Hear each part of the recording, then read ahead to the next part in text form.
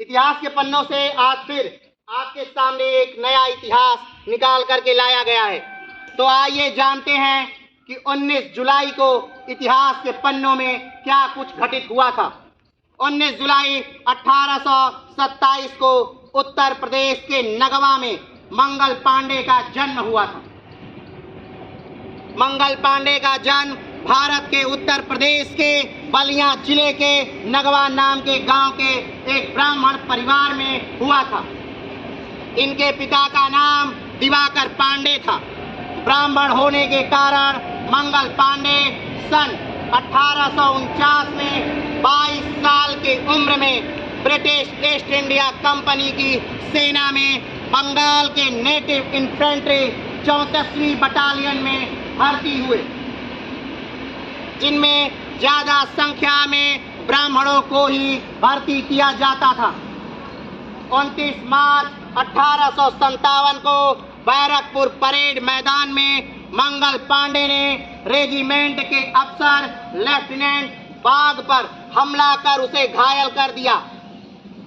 मंगल पांडे ने अपने साथियों को खुलेआम विद्रोह करने के लिए कहा, पर किसी के सामने न आने पर उन्होंने अपनी बंदूक से अपने प्राण लेने का प्रयास किया, परंतु वे इस प्रयास में केवल घायल हुए। 6 अप्रैल 1857 को मंगल पांडे का कोर्ट मार्शल कर दिया गया और 18 अप्रैल 1857 को मंगल पांडे को फांसी दे दी गई। जैसा कि आप जानते हैं कि 1857 का जो विद्रोह था या जो क्रांति थी, ये प्रारंभ करने वाले और कोई नहीं, मंगल पांडे ही थे।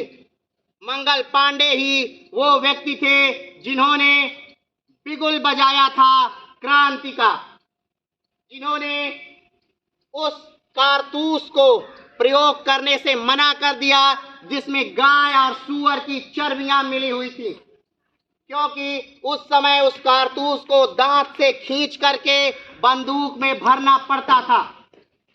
इसलिए मंगल पांडे ने इनकार करते हुए अंग्रेज अफसर पर गोली चला दी। ये घटना है 1857 की।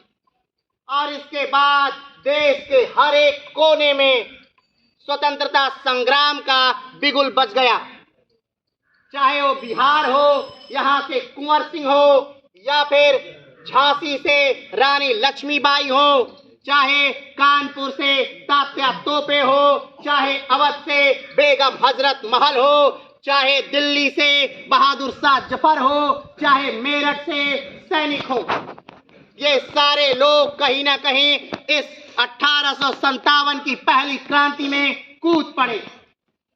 और इस क्रांति के बाद ये बातें बहुत कम लोगों को पता है कि 1857 की क्रांति के बाद हम आजाद हो गए थे। हाँ, हम आजाद हो गए, पूरी तरह से आजाद हो गए। बस बात ये थी कि हम कंपनी की सत्ता से आजाद हुए थे। और उसके बाद 1857 के बाद हमारे देश पर ईस्ट इंडिया कंपनी का शासन हमेशा हमेशा के लिए समाप्त हो गया और भारत का शासन सीधे ब्रिटेन की महारानी के हाथों में चला गया। और उसके बाद से अंग्रेजों ने किसी भी राज्य पर कोई भी अधिकार नहीं किया। तो इतिहास के पन्नों से आज के लिए इतना ही। फिर मिलेंगे एक नई तारीख को एक नए इतिहास के साथ। तब तक के लिए जय हिंद।